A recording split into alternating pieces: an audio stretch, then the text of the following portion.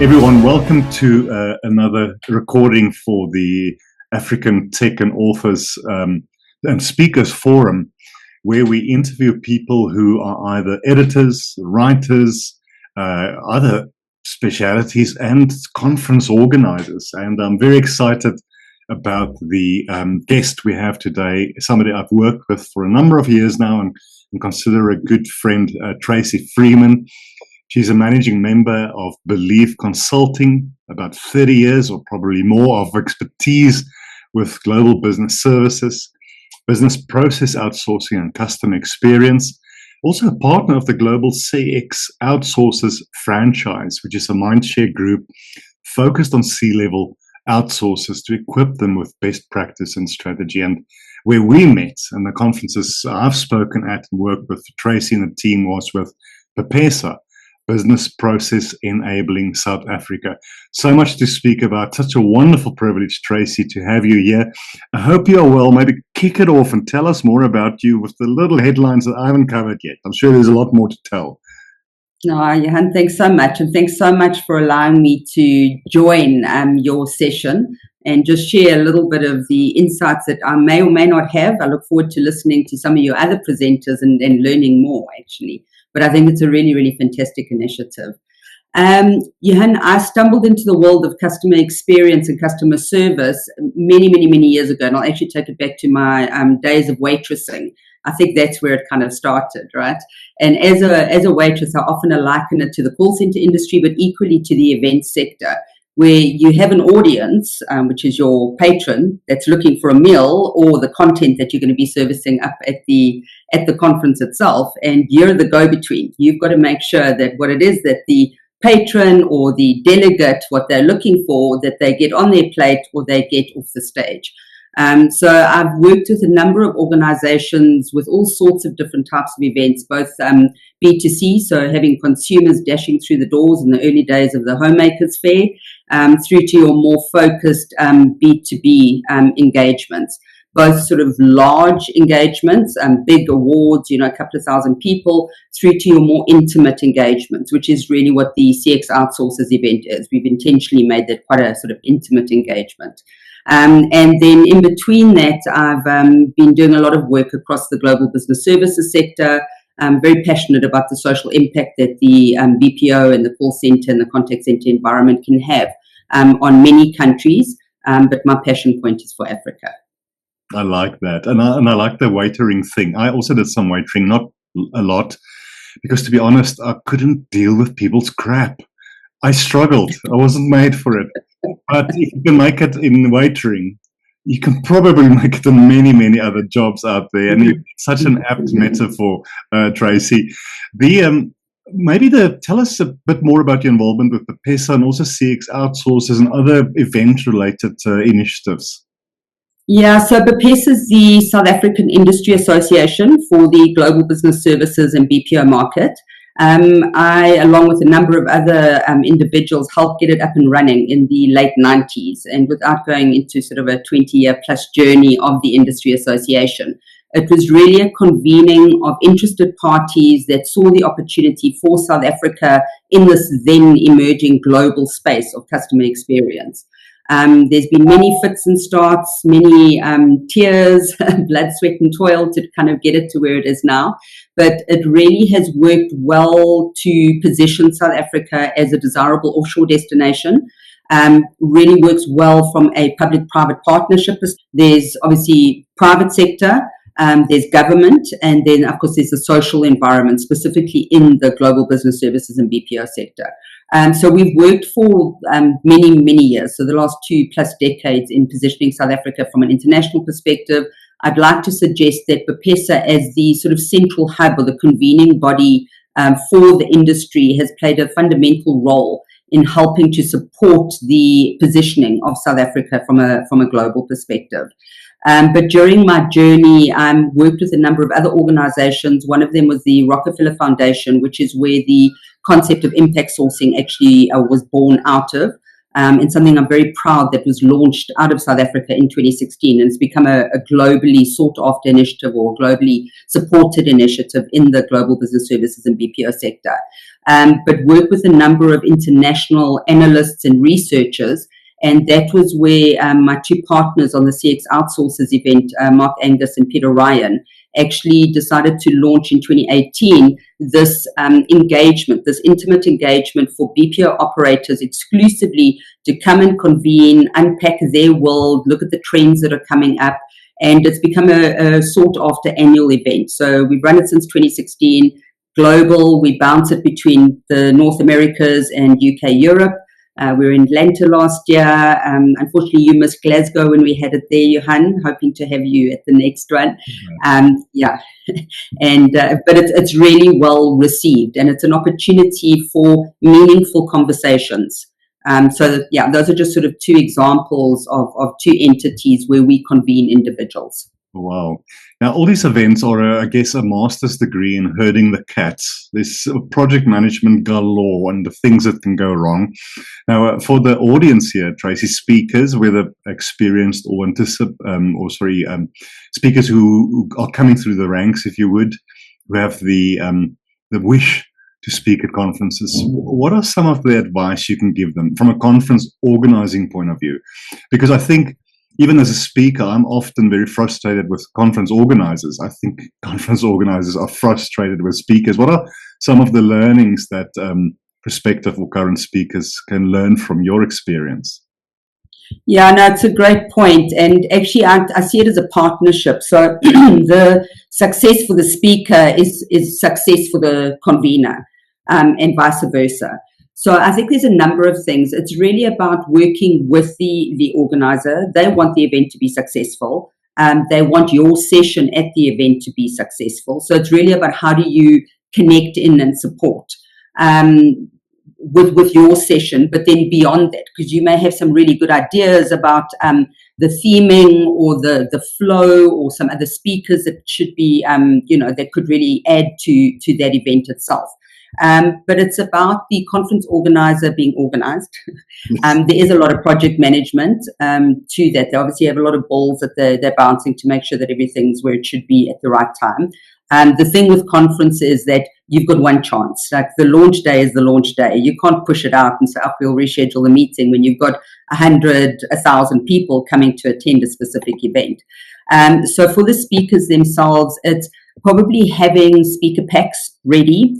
So go work on the professional photograph, have your bio, but have the bio, a couple of versions thereof. There could be the exec summary, there could be the longer played out version, one that's for social media, one that's for sort of a more printed pack, if anyone's even doing print nowadays. But have that already. And Johan, actually, you've got a good example. You've got a really good speakers pack. And I know that every time we've engaged, within a few minutes, there it is in my inbox, and I've got everything I need. Your photographs, your short version, your long version of your bio, some other events that you've spoken at. So I think that's one of the first things. It helps the speaker feel a little bit more organized and comfortable, knowing where it is that knowing how they're going to engage with the conference organizer. But equally for the speakers, understanding the event itself, what themes are going to be playing out so that you can speak to that theme and not completely off topic, because many speakers have many areas that they're quite proficient at. And you want to make sure that you're covering the area that the event is intended to cover. You're speaking to the audience that's going to be participating. The conference organizer should be sharing with you an overview of the delegate community, how many are coming, how's it going to be set up? Is it going to be more interactive sort of round tables? Speakers have a preference on if they want to have a handheld mic or a lapel mic. Some speakers prefer to move in amongst the audience. Is that going to mess up the AV? Can you do that? Can't you do that?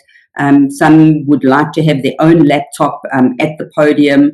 Do you have a clicker that's going to move to the next slide, or do you have to keep putting up your hand to advise somebody to click to the next slide for you? So those things are kind of preparatory, which will help the speaker feel more comfortable that the foundation is set. And then from there, working on their presentation and making sure that they're comfortable with it, practicing it in whatever way, mean, or form that they do. Some speakers do practice a lot or test it out on friends and family or tested in the boardroom. Others prefer they know their content, they understand their slide pack, and they kind of feel the audience on the day and move about based on other conversations they may have had. If they had arrived early and they've had a few conversations over tea, they could bring that into the mix when they're presenting. It makes it seem more connected, a little bit more human, as opposed to sort of standoffish. I'm here, I'm telling you this, and then I'm leaving. So those are some things. There's probably a few other things that I can add into that. No, the things you've shared comes with experience and sometimes with tears and joy. But you're right. So what I've done, and it took me some years to do it, is to have my bio ready, to have some professional pictures taken, because that's important. Also, what I do is all the pictures taken at conferences where I speak and that are shared with me, I save in a folder because I can probably use it again. But have that bio ready and make sure and bounce it off. Make sure it's a bio that grabs attention, because I think, Traci, conference organizers are potentially inviting you because your presence and your talk will draw delegates. So as a speaker, I also need to empower the conference organizer with as much info as I can to get the delegates to say, we want to come, we want to listen to this person, we want to come to his or her talk. I also encourage people, ask as many questions beforehand, because some conference organizers are not as jacked up as you and the team that I've experienced, Traci. Like, sometimes I don't even know 2 or 3 days ahead of time where the venue is.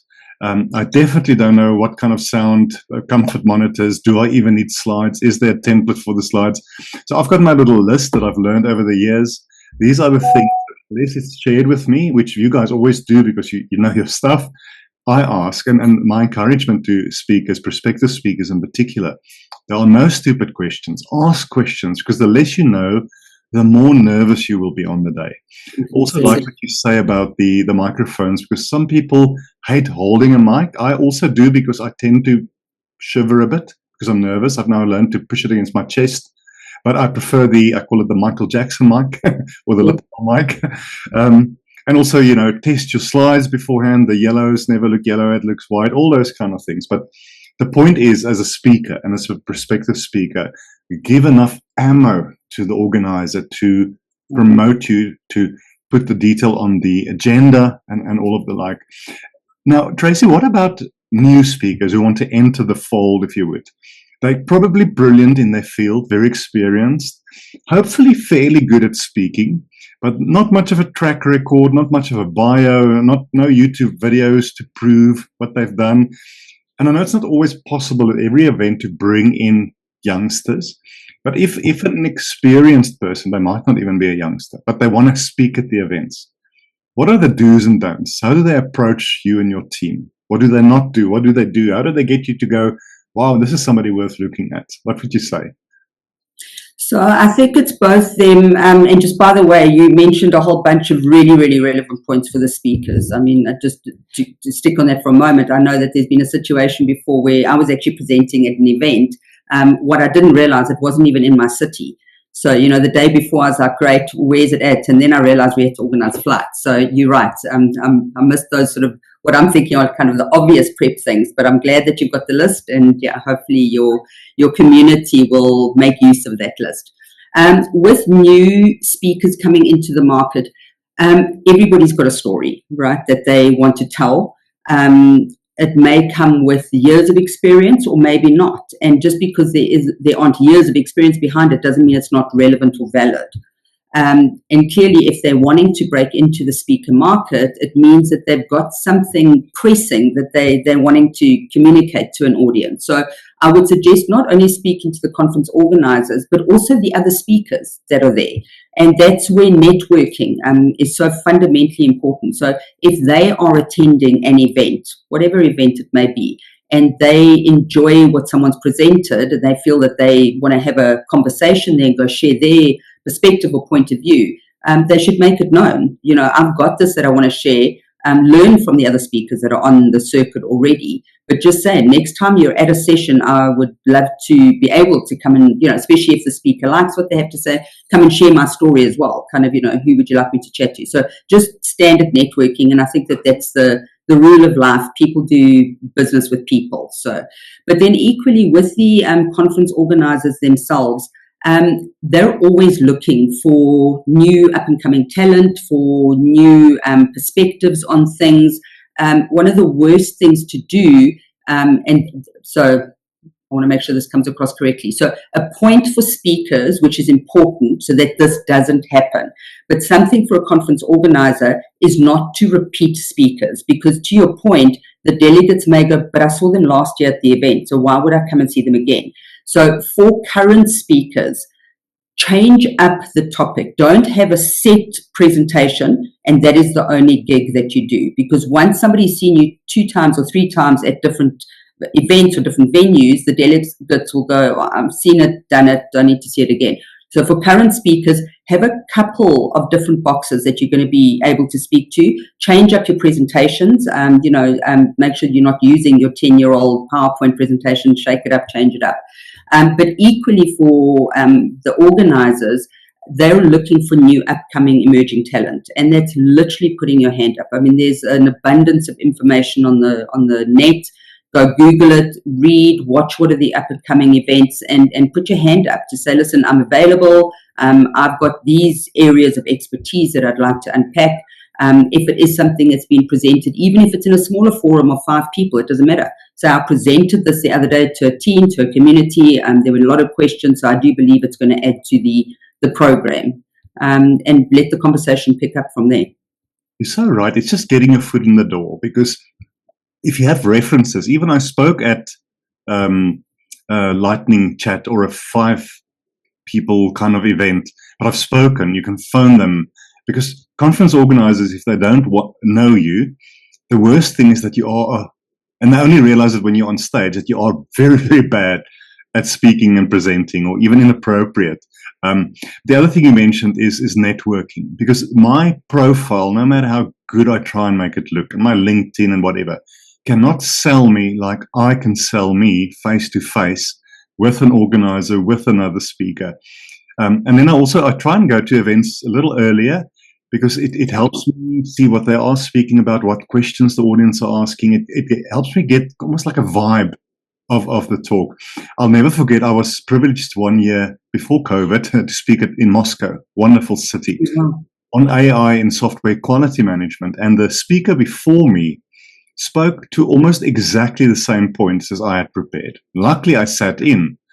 So I had to, on the fly, I didn't change my slides because I didn't use them. I just spoke my heart out, and luckily it went well. But you have to get a sense of that vibe. And also network during the coffee breaks and the lunches. Chat to people. You get a feeling of what they know, don't know, and fear. For a lot of people, I think, Traci, it's difficult if you're extremely introverted and shy, if you feel you're too young. But the bottom line, and this I think is the message to aspiring speakers, if you believe you have a message that will help people, and you probably do, you have to almost get over yourself and put yourself out there. And even if you fail over and over, the conferences don't reply, or they say, no, we've got too many speakers already, keep on going. You have to be a bit, so I think you have to have a bit of a I care but I don't care kind of attitude. If they don't like me, if they don't accept me, I'm just going to keep on going. I'm going to keep on hitting it. I'm going to keep on trying, because one day or another, opportunities will start opening up. It's also about self-belief and the like. Traci, so much. Yeah, can I just hop in there, because you've raised so many really, really important points, and you're right. I mean, you've learned a lot of this through the hard knocks of what works, what doesn't work. You're on the speaker circuit. You sought after, your name is mentioned in rooms that you're not in. Case in point, a webinar I was just on that I mentioned to you, your name came up, so which is fantastic. Well done. But what I think is important is, if they don't want to give you the keynote presentation because you're a newbie and they don't know you, that's okay. Offer to sit in on a panel, because you start there, right? You can go and contribute. If it is a type of engagement where there is time for Q&A, because there's not always an opportunity for Q&A, make sure that you put your hand up, grab the mic, ask the question. Make sure that afterwards, when you're at an event, your next client is sitting in that room with you, whether you were on the stage or not. And that's why I know it's difficult. I'm quite a shy person, actually. I don't easily sort of walk in a room and just go greet everyone. But exactly as you're saying, sometimes you've got to fake it till you make it. Put on the smile, stick out your hand, shake a hand, go meet some people. People do business with people, and they will introduce you to someone else. So it may not be the person that you're meeting. But also with what you're saying about knowing your audience, getting there early, I understand people's time is busy. There's a lot of commitment that speakers give to events. I've always been exceptionally appreciative of that. But when you get there, the opportunity to feel the mood of the room, as you say, chatting over tea, and you're going, wow, my whole pitch or my whole presentation was going to be on this, but actually I've pitched it too low. These guys already understand this. I'm going to put it up to the next level, which is great because I can speak to that. I know how to. Or I'm going to go right over their heads with this. I need to pull this back because they're not at that level of maturity yet. So it really gives you a good way of knowing before you even step on the stage, who is your audience? What can fly in that environment? What can't? And you should have had kind of your demographics, knowing sort of what age, what sector they're in, etc. But you can also get a sense of, is this a very serious sort of tie and suit discussion that we're having here? Are these your, CTOs, CIOs, CFOs that are making strategic decisions? It's a no-nonsense sort of engagement. Or is it more what's happening? What are the trends? And can we have a bit of fun with this? Can there be a bit of humor? If you're a humorous person, don't try to be funny if you're not. It's going to fall flat. But you get a sense of what that engagement's going to be like on the stage. And your best speakers are those that are natural and authentic. Don't try to be something that you're not. Go up there in your authenticity and shine. The beautiful thing, specifically from an African perspective, but globally, stories. We love listening to stories, and we can work on our storytelling ability. So maybe something that the speakers can practice is they may have the technical content that they want to share, and they're absolute subject matter experts there. How do they pull that into a story? Because not everybody is a technical expert, and people learn and listen and remember you through the stories that you tell or the case studies that you pull in. Make it real and relevant to them in their world. If it only sits in your bubble, everyone's going to go, okay, that was interesting, and then move on to the next presentation. But if you can relate it back to them as humans, as individuals, as personalities in their own right, the audience is really going to walk away going, that was a great speaker, I want to have more, and leave them wanting more, because that's what's going to get you invited back. Absolutely. So many things you said. Firstly, your next client is in the room. 90% of my talks and my consulting comes from conference speaking.